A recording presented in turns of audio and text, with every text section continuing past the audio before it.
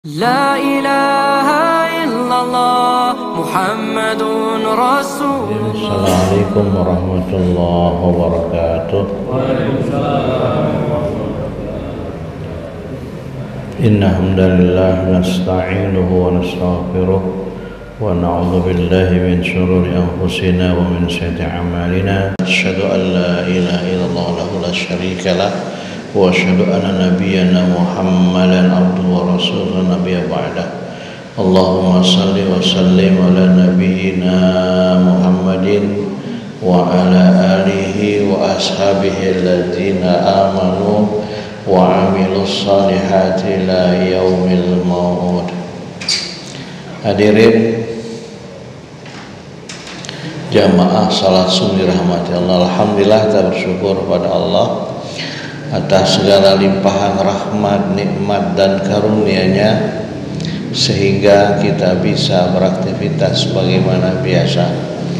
Salawat teriring salam semoga tercurah pada qudwah kita, Rasul kita Nabi Muhammad sallallahu alaihi wasallam beserta keluarga, sahabat dan umatnya yang terus dan senantiasa menghidupkan sunnahnya hingga akhir zaman. Jamaah sekalian, bulan Muharram sebagai bulan pertama dalam penanggalan Islam, Muharram memiliki banyak sekali keistimewaan. Hal ini disampaikan oleh Rasulullah SAW sebagai berikut. Sesungguhnya zaman berputar sebagaimana ketika Allah menciptakan langit dan bumi. 1 tahun ada 12 bulan, diantaranya 4 bulan haram yang suci, 3 bulan berurutan yaitu Zulqa'dah, Zulhijjah dan Muharram. Ya, Zulqa'dah, Zulhijjah, bulan Muharram, kemudian bulan Rajab, ya, antara Jumadil Tsani, Jumadil Akhir dan Sya'ban. Nah, bulan Muharram termasuk salah satu bulan yang suci yang dianjurkan untuk kita melakukan berbagai macam kebaikan dan amal saleh.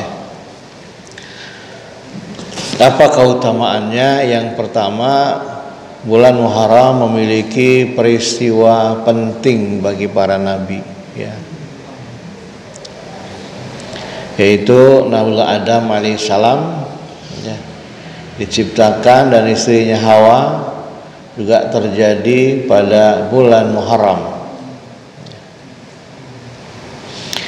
Nabi Nuh alaihissalam yang diselamatkan dari banjir bandang yang dahsyat sampai seluruh negeri tenggelam. Dalam Quran diceritakan bagaimana anaknya Kan'an naik ke gunung. Logikanya kalau sampai di puncak gunung tidak mungkin air sampai ke atas gunung, maka pada faktanya semuanya tenggelam, ya. Kemudian Nabi Ibrahim alaihissalam diselamatkan dari kobaran api yang hampir merenggut nyawanya itu pada bulan Muharram, sehingga Allah menyelamatkan dalam firman-Nya, qul ya naru kuni bardan wa salaman ala Ibrahim. Wahai api, jadilah Anda dingin, ya. Api yang sifat dasarnya panas, menghanguskan, membinasakan, maka Allah perintahkan untuk dia sejuk dingin terhadap Nabiullah Ibrahim. Bardan wa salaman, bukan hanya itu, juga menyelamatkan Nabi Ibrahim alaihissalam. Ini pun terjadi pada bulan Muharram. Ya, Nabi Yusuf alaihissalam yang dapat ujian berat luar biasa, mulai dimusuhi oleh saudara satu bapak dan lain ibu. Yusuf bersama ibu anaknya, saudaranya Bunyamin, tapi yang dibuang hanya Yusuf saja ke sumur. Kemudian di sumur tua dan kering diselamatkan musafir, ternyata untuk dijual dijadikan budak, dibeli sama gubernur Kitfirul Aziz untuk menemani istrinya. Ya, terjadi fitnah, padahal Yusuf yang hendak diajak berbuat mesum, tapi Yusuf yang disalahkan, ya. Dia akhirnya dimasukkan penjara tanpa pengadilan. Nah, puncaknya akhirnya Nabi Yusuf alaihissalam, ya, bisa bebas, bahkan kebebasannya diberikan penghargaan menjadi, kalau bahasa kita mungkin Perdana Menteri yang mengatur kebutuhan pokok kerajaan. Nah, peristiwa keluarnya Nabi Yusuf alaihissalam juga terjadi pada bulan Muharram, ya. Kemudian Nabi Ayub alaihissalam juga diberi kesembuhan atas penyakit kulit, ya. Jadi memang ujian Nabi Ayub berat, ya, kena penyakit kulit yang menghinakan sampai istrinya nggak mau ngurus, jijik, ya. Konon di sebuah negara ada mantan presiden disebut layak jadi nabi sehingga sekarang kena penyakit kulit. Ya, wallahu a'lam. Ya, dulu Nabi Ayub alaihissalam luar biasa ujiannya, itu kena penyakit kulit yang hebat sampai akhirnya kembali disembuhkan, ya. Kemudian kembali seperti sedia kala, ya. Nah, itu pun terjadi pada bulan Muharram. Nah, Nabi Musa demikian pula diselamatkan dari cengkeraman kezaliman Firaun. Nah, nanti peristiwa ini melahirkan puasa Asyura, ya. Nah, ketika Rasulullah SAW, ya, kembali Nabi Musa berhadapan dengan ayah angkatnya, diminta melawan ahli-ahli sihir Firaun, ya. Kemudian Musa di atas perintah Allah melemparkan tongkatnya, seluruh ular-ular sihir Firaun ditelan, kemudian dikejar sampai ke Lautan Merah, ya. Allah perintahkan juga untuk memukul tongkatnya di pantai Lautan Merah, tenggelam, timbul tol laut. Kira-kira begitu kalau sekarang, ya, terjemahan bebasnya. Nabi Musa berangkat sampai ke seberang lautan, Firaun dan pasukannya masih di tengah menikmati mukjizat Nabi Musa melewati tol laut tadi. Disuruh Allah pukulkan lagi sehingga tol lautnya hilang, seluruh pasukan Firaun tenggelam, ya.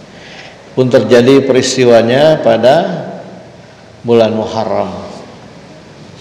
Bian pula peristiwa Nabi Yunus alaihissalam, ya, ketika beliau berada di perut ikan besar. Nabi Yunus ini berdakwah, umatnya bebal, nggak mau dengerin, sehingga dia merasa kecewa, lalu pergi meninggalkan umatnya, naik kapal laut, terjadi guncangan, kemudian dia harus dibuang untuk mengurangi beban kapal lautnya, ditelan ikan besar. Nah, di tengah perut ikan besar inilah Nabi Yunus menyadari kekeliruannya. Dia berdoa kepada Tuhannya, la ilaha illa anta subhanaka inni kuntu minal zalimin. Maka di perut ikan itu akhirnya Allah keluarkan ikannya, diilhamkan kembali ke negeri asalnya, dan Nabi Yunus menyadari kekeliruannya, ya. Kemudian dimuntahkan di pantai di mana tempat dia dulu pernah lari dari dakwah. Nah, peristiwa ini juga terjadi pada bulan Muharram, ya. Yang kedua, jamaah sekalian, bulan Muharram termasuk bulan yang mulia, ya. Tadi depan sudah sampaikan, di dalam Islam terdapat 4 bulan yang Allah muliakan, yang disebut sebagai bulan haram, asyahrul hurum. Yang salah satunya adalah bulan Muharram, ya. Yang lainnya Zulhijjah, Rajab, dan Zulqa'dah. Pada bulan-bulan ini umat Islam dilarang melakukan peperangan dan diperintahkan Allah melakukan amal baik yang tertuang dalam surah At-Taubah ayat 36. Inna iddatas syuhuri indallahi 12 syahran fi kitabillah yauma khalaqas samawati wal arda minha arba'atun hurum dzalika dinul qayyim fala tazlimuna fihinna anfusakum wa qatilul musyrikina kafah kama yuqatilunakum kafah wa'lamu annallaha ma'al muttaqin. Sesungguhnya bilangan bulan di sisi Allah ialah 12 bulan. sebagaimana ketetapan Allah di Lauhil Mahfuz pada waktu Dia menciptakan langit dan bumi, di antaranya ada 4 bulan haram. Itulah ketetapan agama yang lurus, maka janganlah kau menzalimi dirimu pada bulan tersebut, dan perangilah orang-orang yang musyrik semuanya sebagaimana mereka pun memerangi kamu semuanya. Ketahuilah bahwa sungguhnya Allah bersama orang-orang yang bertakwa.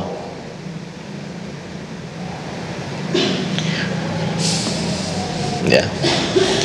Yang ketiga, jamaah sekalian, pada bulan Muharram ya, terdapat hari Asyura, ya, di mana Asyura adalah peristiwa yang sangat penting dalam sejarah Islam, ya, peristiwa yang besar dan istimewa. Ini pernah satu ketika Nabi sedang musafir keluar dari kota Madinah sampai ke kampung Dahran. Dahran ini perkampungan Yahudi. Nah, Nabi sampai di kampung Dahran itu dalam kondisi sudah siang. Kondisi siang, perut lapar, ya. Lalu mau cari makan. Ternyata di kampung Dahran, perkampungan Yahudi, sama sekali nggak ada yang buka. Ada warung tapi tutup. Sehingga Rasulullah heran, ini ada apa ini, kampung nggak ada aktivitas, ya. Mungkin mohon maaf kalau di kita kayak di sebuah daerah yang sedang nyepi gitu ya, itu nggak ada ritual nyepi, nggak ada kegiatan, bahkan warung-warung ada tapi nggak ada yang buka. Akhirnya ada seorang Yahudi ditanya Nabi, kenapa begini, kok ini nggak ada kegiatan di kampung hari ini? Ya Muhammad, ini Asyura, di mana Musa dimenangkan Allah, ditenggelamkannya Fir'aun, ya, pada 10 Muharram, dan kami merayakannya. Di hari ini gak ada aktivitas karena kami semuanya berpuasa.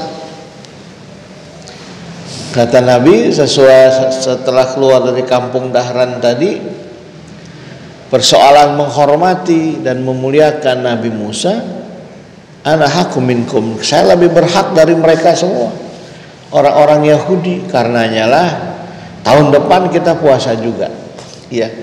Membedakan puasa kita dengan mereka, kita mulai dari tanggal 9 Tasu'ah dan Asyura, ya. Kemarin 9, ya, hari ini 10, ya. Nah, Tasu'ah Asyura kita berpuasa. Itulah, jadi ada hari Asyura yang luar biasa. Itu peristiwa Allah menyelamatkan Nabi Musa alaihissalam, dan orang-orang Yahudi mengenang hari Asyura tadi dengan berpuasa, ya. Maka kata Nabi pun ikut kita berpuasa, kita lebih baik, kita lebih berhak menghormati Nabi Musa daripada orang-orang Yahudi, karenanya kita juga berpuasa, ya. Kenapa? Karena puasa Asyura itu adalah puasa sunnah terbaik setelah puasa Ramadan, ya. Ini, ya. Dari Aisyah berkata, orang yang melaksanakan saum hari ke-10 bulan Muharram Asyura sebelum diwajibkan saum Ramadan, hari setelah itu adalah ketika Ka'bah ditutup dengan kain kiswah. Ketika Allah Subhanahu wa taala mewajibkan saum Ramadan, Rasulullah bersabda, barang siapa yang mau saum dari Asyura maka laksanakannya, siapa yang tidak mau juga silakan tinggalkanlah. Yang berikutnya jamaah sekalian, di bulan Muharram dilipat gandakannya pahala, ya.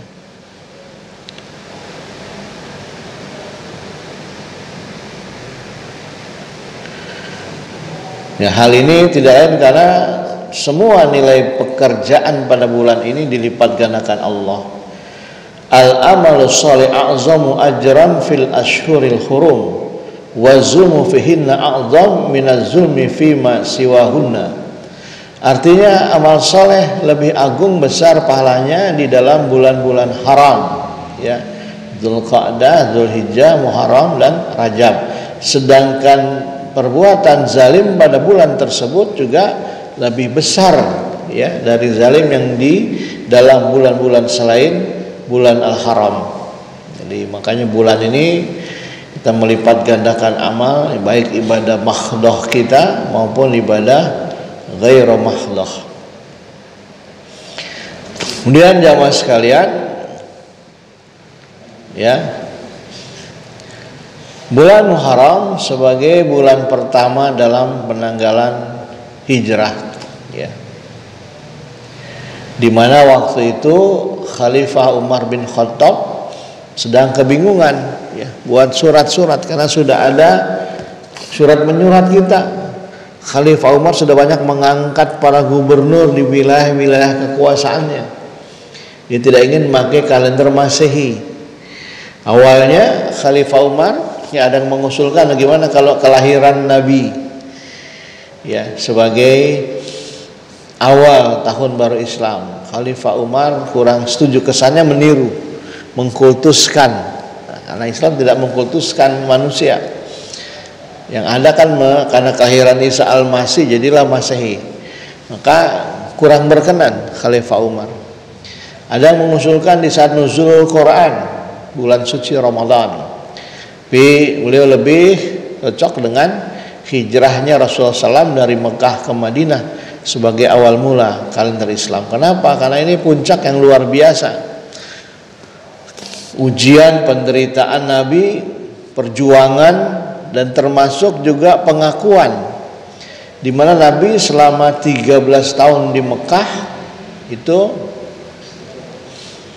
luar biasa, ya, perjuangannya, hinaannya, bahkan puncaknya dia harus hijrah atas perintah Allah, ya. Pertama beliau hijrah ke Yasrib, ya, ke Taif, ya. Ke Taif itu kurang lebih 300 km, ya, dari kota Mekah. Di sana nggak terima dengan baik, bahkan Nabi dihinakan, dibuli, dilempari batu, kotoran unta sampai pecah berdarah bibirnya, sampai penduduk Taif marah, ya Muhammad, jika engkau izinkan saya balik negeri Taif ini, saya blender, kira-kira begitu, ya. Karena mereka sangat kurang ajar. Engkau mengajak kepada kebaikan, kehinaan yang kau dapatkan. Engkau mengajak ke jalan Allah, tapi cercaan yang kau terima. Izinkan Muhammad saya balik negeri Taif ini. Andaikan Rasulullah mengangguk saja, selesai itu Taif, ya. Nabi mengangkat tangannya ke langit, saya berdoa, Allahumma hdi qaumi fa innahum la ya'lamun. Ya Allah, berilah hidayah kepada kaumku, karena sungguh mereka tidak tahu kalau aku ini nabinya. Kalau mereka tahu pasti mereka nggak mau berbuat seperti itu. Akhirnya pulang kembali dari Taif ke Mekah. Kemudian berikutnya, ya, karena makin tidak kondusif situasi di kota Mekah, ya, pertama wafatnya pamanda beliau Abu Thalib, di mana Abu Thalib pemegang kunci Ka'bah mewariskan dari kakek, dari bapaknya Abdul Muthalib, kakeknya Rasulullah, ya, di mana sudah menjadi tradisi di kota Mekah siapapun yang memegang kunci Ka'bah punya privilege yang luar biasa. Dirinya, keluarganya, dan lingkar sekitarnya, circle-nya itu pasti sangat dihormati dan dimuliakan oleh orang-orang Mekah, khususnya orang Quraisy, termasuk Rasulullah, karena beliau adalah keponakan Abu Thalib. Maka selama Nabi ada, orang nggak berani ganggu Rasul secara terang-terangan, ya. Boleh kita mengistilahkan Abu Thalib ini yang membackup Nabi secara politik. Jadi Abu Thalib itu backing politiknya Rasulullah. Nanti bila habis ketika ada tawaran dari Abu Sufyan CS tentang 3 tak, ya kan, harta, takhta, wanita.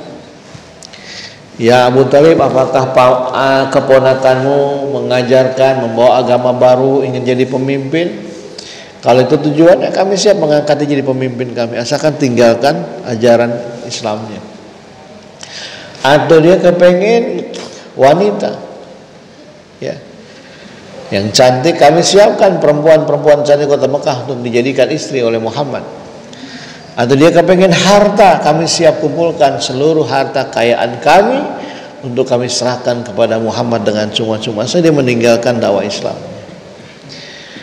Ketika disampaikan oleh Abu Talib tentang pesan Abu Sufyan dan tokoh-tokohnya, kata Rasulullah, wallahi ya ammi law wada'u samsa fi yamini wal qamara fi yasari ala an ada hadal amra ma taraktu atau ahlaka dunah. Demi Allah, hai pamanku, andaikan mereka bisa, jangankan mereka menawarkan harta, takhta, wanita. Nah, jadi ujian kita mencapai puncak itu 3 itu, Pak. Kalau sudah kita lewati, insya Allah, ya, selesai itu kepingin kita dengan husnul khotimah, ya. Ditawarkan 3, harta, takhta, wanita, ya. Dirame di sebuah negara, ya, ada orang baru jadi setda saja rumahnya udah luar biasa mewahnya, dan terakhir kemarin ketahuan oleh KPK-nya, ditangkap dia, ya kan? Harta, takhta, jabatan, ya. Banyak orang ingin menghalalkan berbagai cara untuk mencapai jabatan, ya. Wanita apalagi, godaan beriringan dengan jabatan kita. Rasulullah lulus dari ujian itu, ya. Begitu Nabi nggak mau, demi Allah hai pamanku, jangankan mereka menawarkan harta, takhta, wanita, andaikan mereka melakukan hal yang tidak mungkin, yang mustahil mereka lakukan, menaruh matahari di tangan kanan saya, dia petik bulan ditaruh di tangan kiri saya, untuk saya meninggalkan dakwah, saya tidak akan tinggalkan, saya hancur bersama Islam, atau saya hancur bersama ajaran Islam. Nah, mendengar keteguhan, kekuatan tekad Rasulullah, akhirnya pamannya siap membackup, ya, Nabi Muhammad. Jadi selama masa itu orang nggak berani terang-terangan. Akhirnya wafat nih, membackup Nabi secara politik pamannya beliau. Yang kedua, wafat istrinda beliau, Khadijah. Di mana Khadijah ini adalah juga orang yang habis-habisan membela Nabi, membackup Nabi secara ekonomi, ya, backup Rasulullah secara ekonomi, ya. Dan dia sudah tahu dari pamannya Waraqah bin Nawfal. Ketika Nabi pertama kali hijrah dari Jabal Nur, dari Gua Sur, ya, dari Gua Hiro, maaf, ya, dari Gua Hiro dia turun, zammiluni, zammiluni, zammiluni ya Khadijah, selimuti aku, selimuti Khadijah. Nabi gemetar, pucat pasi wajahnya.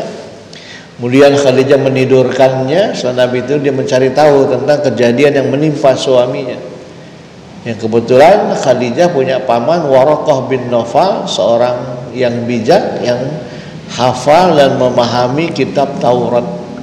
Setelah Khadijah bercerita tentang keadaan suaminya, maka Waraqah bin Nawfal menyimpulkan bahwasannya suaminya baru bertemu dengan malaikat yang pernah diutus Tuhannya, menemui Ibrahim, menemui Musa, menemui Isa. Kelak dia akan jadi orang besar dan diusir dari kampung halamannya sendiri. Jadi Khadijah udah dapat bocoran tentang siapa Rasulullah. Dia siap lahir batin mendampinginya. Dampingi dia, jika aku panjang umur, aku pun akan mendampinginya, ya. Walaupun kenyataannya Waraqah bin Nawfal akhirnya wafat, ya, mendahului Khadijah, dan dia sudah siap minta, dan Khadijah mengikhlaskan seluruh kekayaannya habis untuk dakwah. Lalu mulailah Nabi hijrah dari Mekah ke Madinah. Beliau mengendarai bersama seorang petunjuk jalan yang ahli faham perjalanan padang pasir dari Mekah ke Madinah, karena jarak Mekah Madinah nggak main-main, ya. 420 kilo lebih kurang, mungkin dari Pamulang ke Semarang, ya. Dengan unta selama 9 hari mereka berhijrah. Yang sebelumnya Rasulullah mampir dulu ke kota Kuba, ke kampung Kuba. Kuba itu nggak jauh, ya, mungkin 10 km menjelang masuk ke Yasrib. Di Kuba Nabi membangun masjid, istirahat selama 5 hari, ya. Kenapa harus begitu? Ini Nabi menjaga muruahnya. Karena orang-orang Ansor itu kan bangsawan. Maka Nabi setelah perjalanan jauh 9 hari dengan untanya, bisa kita bayangkan bagaimana semraut kusut masai tubuh Rasulullah. Beliau tidak ingin kelihatan kusut masai di mata orang-orang Ansor. Makanya istirahat dulu di Kuba sambil bangun masjid. Sudah cukup 5 hari beristirahat, baju sudah bersih, badan sudah bersih, kondisi fisik sudah bagus. Beliau masuk ke kota Yasrib yang sekarang menjadi Al-Madinatul Munawwarah, kota yang bersinar. Disambut dengan gegap gempita, ya. Dan ini menjadi perubahan setelah Nabi hijrah dari Mekah ke Madinah. Itu kan Abu Sufyan mengadakan sayembara karena gagal mencari Nabi, karena sudah lolos hijrah. Sayembaranya siapa yang bisa menemukan Muhammad hidup ataupun mati. Kalau repot bawa jasadnya, penggal aja kepalanya, bawa ke saya. Kalau benar itu kepalanya Muhammad, saya kasih hadiah. Nggak main-main, 100 ekor unta. Ya kalau harga unta 20 juta misalnya, kalau kayak sapi kita, maka kepala Nabi berharga 2 miliar kira-kira kalau dirupiahkan. Jadi Nabi dinistakan, dihinakan ketika hijrah itu, disayembarakan kepalanya. Ya, nah perubahannya ketika di Mekah Rasulullah menjadi buronan, sampai di Madinah beliau diangkat sebagai pemimpin di kota Madinah, termasuk orang Yahudi yang sudah lama di sana. Suku tertuanya Aus dan Hadraj yang selama ini selalu bertikai, bahkan sering perang saudara, mengakui Nabi sebagai pemimpin mereka. Bahkan kalau mereka punya persoalan, mereka akan datang kepada Rasulullah minta diputuskan dan menerima dengan legowo apapun yang diputuskan oleh Rasulullah, karena dianggap beliau adalah pemimpin yang adil dan bijaksana. Jadi Nabi sampai di Madinah posisi sebagai pemimpin. Ketika di Mekah orang yang diburu, bahkan statusnya buronan dengan harga 100 ekor unta. Inilah perubahan yang luar biasa. Makanya Khalifah Umar bin Khattab, peristiwa hijrah inilah yang dijadikan momentum sebagai awal tahun baru Islam. Nah, awal tahun baru Islam ini juga sebagai ya menjadi waktu yang tepat dan terbaik yang membuat resolusi dan rencana yang baik ya, ke depannya. Jadi bahan evaluasi kita. Makanya di surah Al-Hasyr 18 menyatakan, ya ayyuhallazina amanu taqullah wal tanzur nafsum ma qaddamat lighad wattaqullah innallaha khabirum bima ta'malun. Wahai orang-orang yang beriman, bertakwalah kepada Allah dan hendaklah setiap diri memperhatikan apa yang telah diperbuatannya untuk hari esok, yang maksudnya hari akhirat, dan bertakwalah kepada Allah, sungguhnya Allah Maha mengetahui apa yang kamu kerjakan. Ini ya. Maka awal tahun baru Islam sebagai momentum perbaikan diri, perubahan diri, evaluasi dan muhasabah. Secara zahir bertambahnya usia kita, ya bertambah tahun, bertambah usia kita dari 41 jadi 42, yang 60 jadi 61. Tetapi jamaah sekalian, ketahuilah hakikatnya semakin bertambah usia kita, semakin berkurang jatah hidup kita di dunia. Ya kata Nabi, kisaran umatku antara 60 sampai 70 tahun. Itu Nabi udah bilang. Ini kisaran umat Nabi antara 60 sampai 70 tahun. Faktanya beliau sendiri wafat di usia 63 tahun. Kalau ikut cara Nabi kita 63 diwafatkan, kalau sekarang usia kita 60, sisa hidup kita hanya tinggal 3 tahun saja.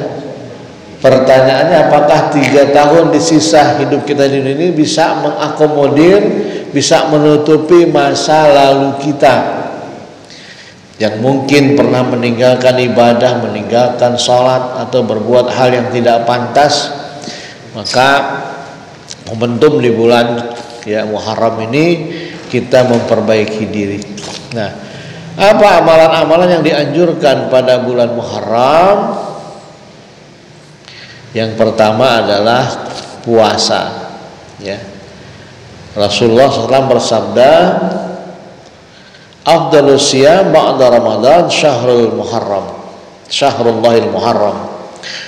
Puasa yang paling afdal setelah puasa Ramadan adalah puasa pada bulan Muharram yang nilainya, fadilahnya menghapus dosa-dosa kita setahun yang lalu. Yang mudah-mudahan hari ini kita berpuasa semua.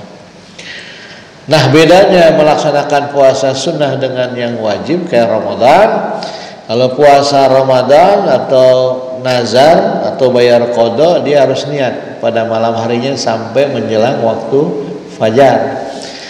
Kalau Ramadan, kalau Bapak sekarang tahu, sekarang 10 Muharram nih. Kita udah bangun tapi belum makan, belum minum. Ya kan? Habis subuh ingat, begitu mau ngeteh, sekarang puasa sunnah nih hari Senin. Atau 10 Muharram atau Tasu'a. Udah saya bismillah puasa. Boleh lanjut. Ya, niatnya boleh ketika kita ingat selama belum melaksanakan hal-hal yang membatalkan puasa. Ya, makan, minum dan seterusnya. Maka mari kita hidupkan puasa sunnah ini di keluarga kita, jamaah sekalian. Karena ini penting untuk menambah ruhiyah, suplemen kebaikan buat keluarga kita. Karena hal-hal yang merusak, apalagi di era medsos sekarang begitu luar biasa ya anak-anak kita. Mereka sudah menerima informasi berbagai macam bentuk yang kadang-kadang bisa merusak anak-anak kita yang negatif. Sementara suplemen positifnya dari mana didapatkan kalau bukan dari kita orang tuanya? Maka ajaran-ajaran agama, ibadah-ibadah sunnah ini penting untuk kita menghidupkan di tengah-tengah keluarga kita. Ajak mereka berpuasa sunnah. Kalau perlu, kalau kita masih di rumah hari ini, kita masak enak buat buka puasa biar mereka bisa menikmati bagaimana nikmatnya beribadah sunnah. Bagaimana suasana spiritualitas hidup di rumah tangga kita. Nah, ini penting nih. Apalagi tadi kita memperbanyak puasa. Nah, kalau sekarang ini besok ya 9-10 besok Seninnya. Senin Kamis nanti 13, 14, 15 Muharram Ayyamul Bid, ya hari-hari putih berpuasa. Bisa kita sambung gitu Pak. Nah ini puasa.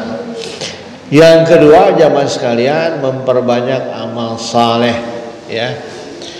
Sebagaimana perbuatan dosa pada bulan ini Allah balas dengan dosa yang besar, maka begitu pula perbuatan baik bagi yang beramal saleh pada bulan ini menuai pahala yang besar, seperti kasih sayang dan kemurahan Allah kepada hambanya. Di surah Al-Hajj ayat 77 Allah berfirman, Ya ayyuhallazina amanu ruk'u wasjudu wa'budu rabbakum waf'al khaira la'allakum tuflihun. Wahai orang-orang yang beriman, rukuklah, sujudlah, sembahlah Tuhanmu dan lakukanlah kebaikan agar kamu beruntung.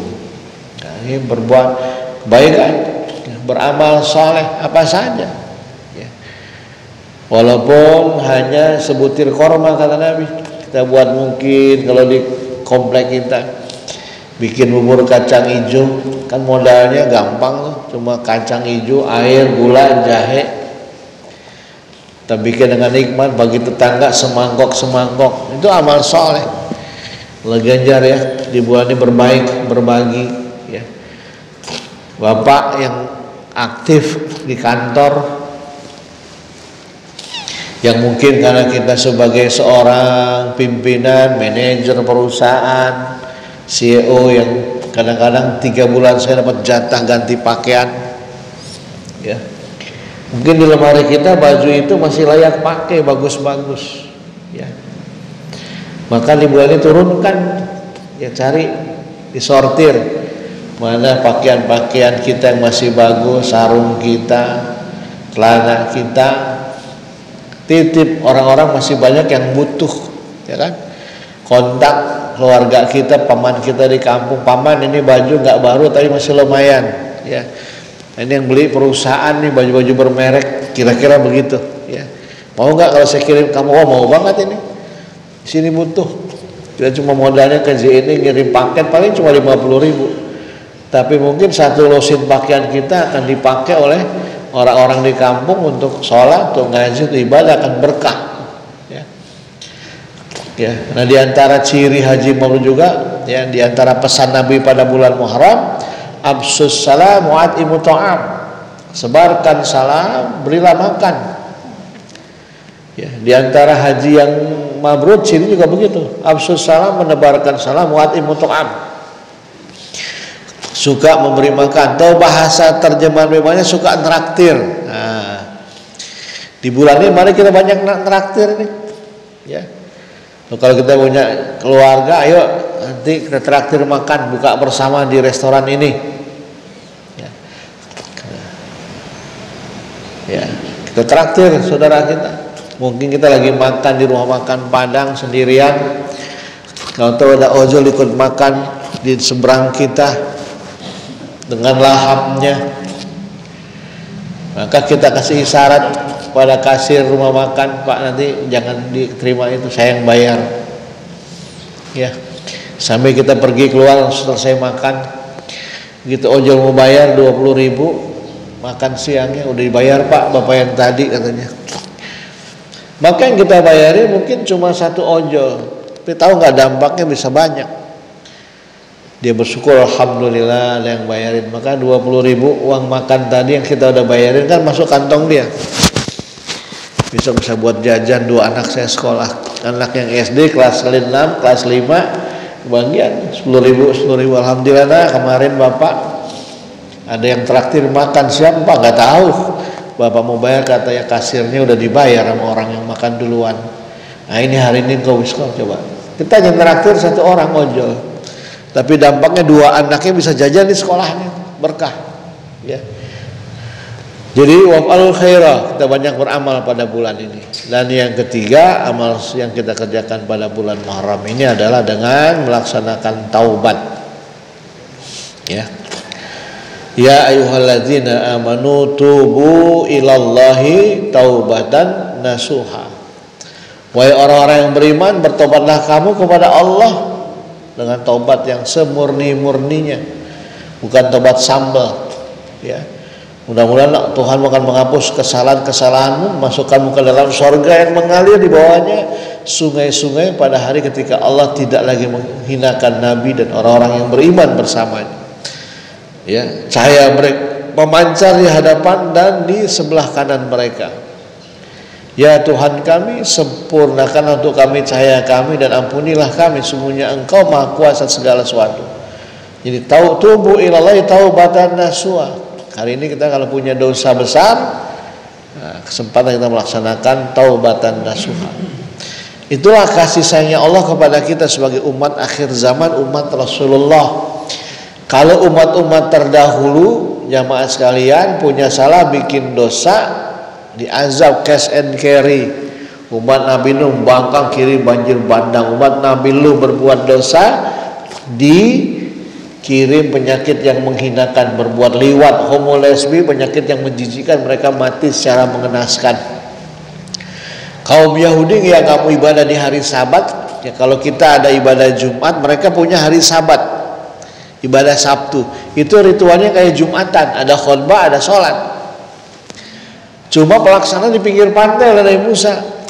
Nah, mereka justru anehnya begitu di hari Sabat, itu dari pagi ikan pada muncul, ibaratnya mancing nggak pakai kail dapat. Nah, sehingga orang Yahudi lebih mendingin mancing daripada ibadah di hari Sabat. Dengar Musa paling begitu aja khutbah melulu, mending kita mancing. Udah diingetin nggak mau juga. Akhirnya apa? Kata Allah, wa kunu qiradatan khashiin. Akhirnya mereka yang melanggar maksiat, tidak ibadah di Sabat, Allah kutuk menjadi monyet. Kita enggak, ya kan? Jawa yang nggak sholat Jumat, bayangkan kalau kutukan sabat berlaku buat umat Nabi Muhammad yang nggak sholat Jumat dikutuk jadi monyet, kayak apa tuh pasar Tanah Abang? Ya kan, di hari Jumat? Tidak. Dan sama aja, yang sholat yang nggak sholat mungkin lebih gagah mereka. Yang puasa nggak puasa sama. Yang bedakan mungkin hati.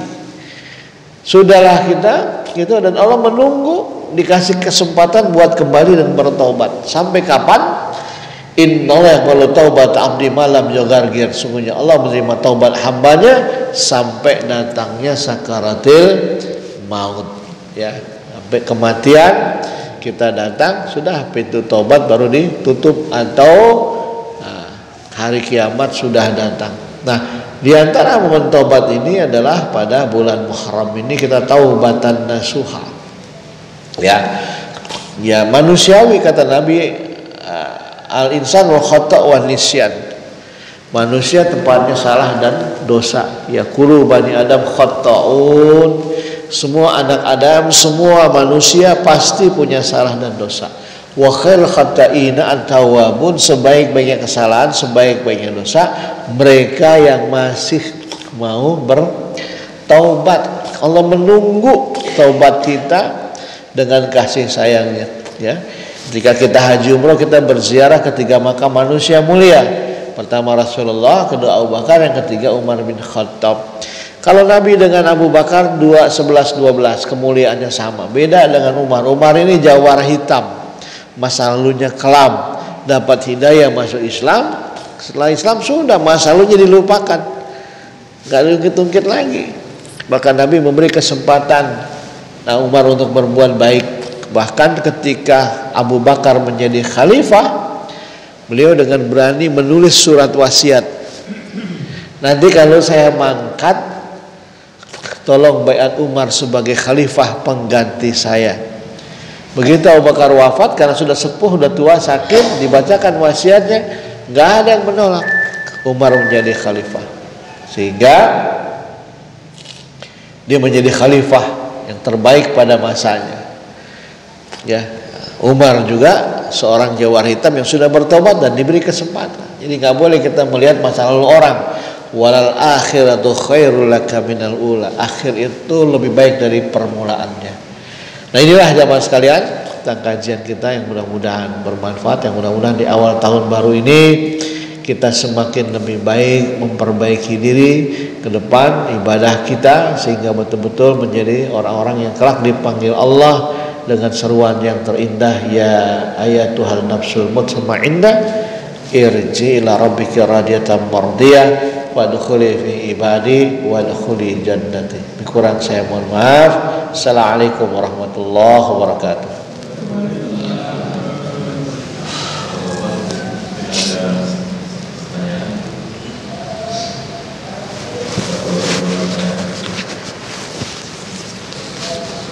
Itu malah paham kayaknya.